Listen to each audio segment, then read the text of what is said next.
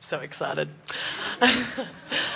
I guess what I wanted to ask about is I do stand-up comedy, and I find that I am a positive person, but I'm often in a very harsh environment, especially for women, I think. I'm getting emotional. And I'm trying to do this positive stuff. But, like, one weekend I was just Abrahammed up. I listened to so much of your stuff and was really excited about it. And then went out that night like, oh, I'm going to have a great night. And I swear to God, I had the worst set of my life, like humiliation beyond. Because you weren't a match to them? Yeah, I mean, and I think that's the thing, is that the environment, I work out at the Comedy Store, which is renowned for being a very tough room. And part of why I do it is because I know it makes me much better as a comedian in other places I go.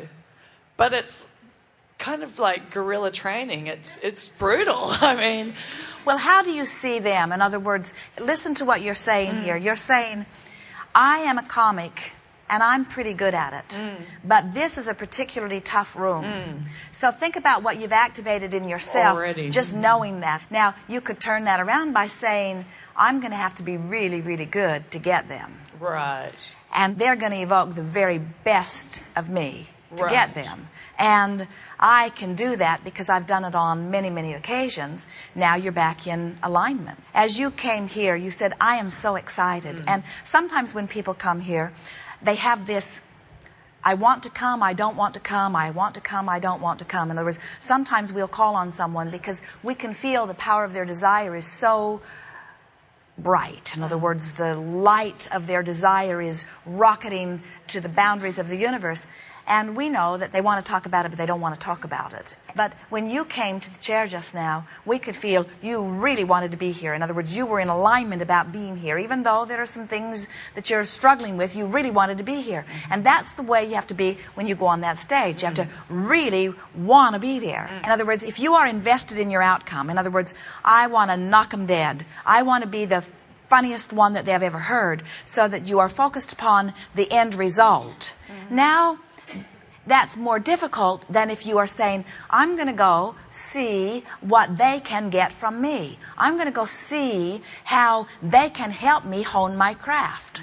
I'm going to go see how they can help me discover a unique timing. I'm going to go see how together we can co-create something that is really, really on, because you can be really on and your audience can be really off. And if your audience is really off and you're really on, you're not connecting. And you say, well, I should have been able to do something about that. And we say, you can do something about that if you're flexible and understanding that your audience is flexible. And you can do a lot of your activating in them even while you're backstage, even while you're driving to where you're going, just by acknowledging how flexible and easy it is once you get there. And by saying things like, I love doing it. I'm at my very best when I am doing it. I adore doing it. I love the new insights that are sometimes even born right in the middle of a sentence. Those kinds of things.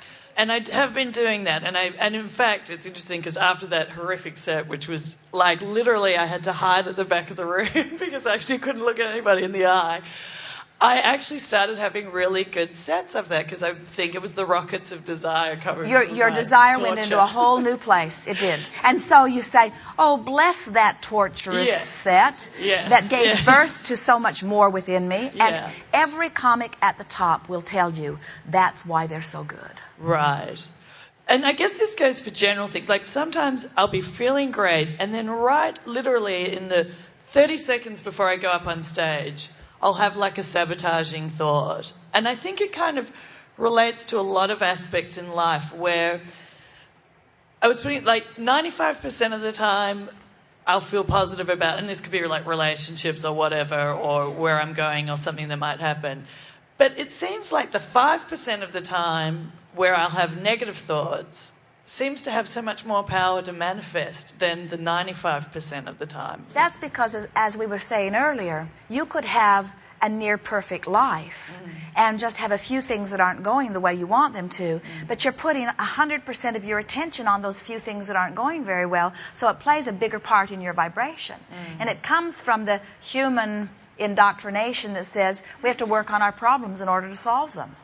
In other words, you chew on them more, you think of them more. In fact, that's why this virtual reality game that we're talking about so much these days, that was born out of that. It was born out of the awareness that you keep working so hard on the things that are bothering you that you make it a bigger player in your vibration that it deserves to be when you look at the percentage of it that's actually happening in your life. That would be like driving down the freeway at 70 miles an hour one day and hitting a pothole and breaking an axle. It's a big pothole. Then from then on, you drive down the freeway, no matter what freeway it is, at 5 miles an hour. You say, I had my experience with freeways. Right. That's not going to happen to me again. Right. Right.